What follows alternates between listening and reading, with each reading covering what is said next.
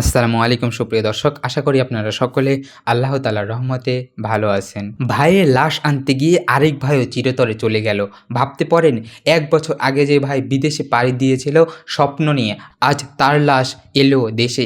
আর সেই লাশ গ্রহণ করতে এসে আরেক ভাইও চলে গেল চিরতরে। হ্যাঁ, এই ঘটনাটি বাস্তব, নির্মম বাস্তব।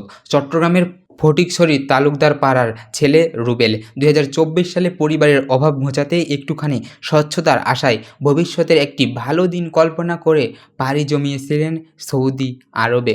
কিন্তু ভাগ্য তার জন্য অপেক্ষায় রেখেছিল এক ভয়ঙ্কর পরিণতি। তীব্র ক্ষুধার্ত অবস্থায় মালিকের অনুমতি না নিয়ে একটি বার্গার খেয়ে ফেলেছিল এই রুবেল। ব্যাস, এই সামান্য কারণেই শুরু হয় নির্মম নির্যাতন, প্রচণ্ড মারধর, গুরুতর আহত হয় সে। চিকিৎসাধীন অবস্থায় ২০২৪ সালের ১৭ জুলাই মদিনার একটি হাসপাতালে জীবনের শেষ নিঃশ্বাস ত্যাগ করেন এই রুবেল। ঠিক ১ বছর পরই তার লাশ আসে প্রিয় মাতৃভূমি বাংলাদেশে। প্রিয় গ্রামের উদ্দেশ্যে তাকে আনতে এসেছিলেন ভাই বাবুল, মামাতো ভাই ওসমান এবং গ্রামের আরেকজন। তারা ঢাকার বিমানবন্দর থেকে লাশ নিয়ে ফিরছিলেন গ্রামের দিকে। চোখে জল, বুকে চাপা কান্না আর মনে দীর্ঘশ্বাস। কিন্তু ভাগ্য কি নিষ্ঠুর পরিহাস!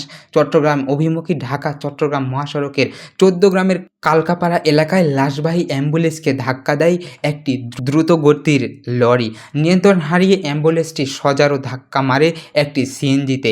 এক নিমিষেই দুমড়ে মুচড়ে গাড়িটির সামান্য অংশ ছিটকে পড়ে মানুষের রক্ত আর কান্নায় ঘটনাস্থলে মৃত্যু হয় এই বাবুলের।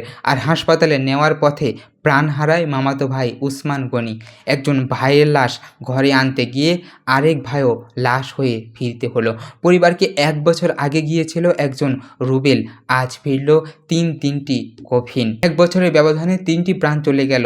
একটি পরিবারের বুকে আজ হাহাকার, একটানা কান্না, অসহায়তা। মা শুধু বসে আছেন, চোখের পানি নেই, মুখে শব্দ নেই, সব যেন একদম স্তব্ধ হয়ে গেছে। তার এক ছেলে গেল বিদেশে, ফিরে এলো লাশ হয়ে।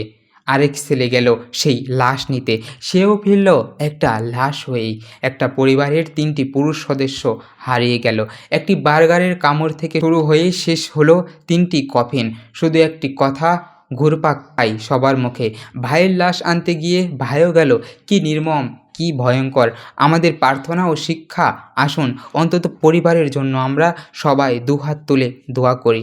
যারা চিরতরে চলে গেছেন, আল্লাহ তাআলা তাদের যেন শহীদের মর্যাদা দেন, জান্নাত নসিব করুন। আর যারা পিছনে পড়ে থাকলেন, তাদের ধৈর্য দান করুন। এই সুখ সবার শক্তি দিন, আমিন। এই ঘটনাটি আমাদের মনে করিয়ে দেয় আমাদের জীবনের অনিশ্চয়তা এবং প্রবাসীদের জীবনের ঝুঁকির কথা। প্রিয় দর্শক, আজকে এ পর্যন্তই। দেখা হচ্ছে আপনাদের সঙ্গে নতুন আরেকটি ভিডিওতে আরও কোনো নতুন তথ্য নিয়ে। ততক্ষণ পর্যন্ত সকলে ভালো এবং সুস্থ থাকবেন। আজকে এখানেই বিদায় নিচ্ছি।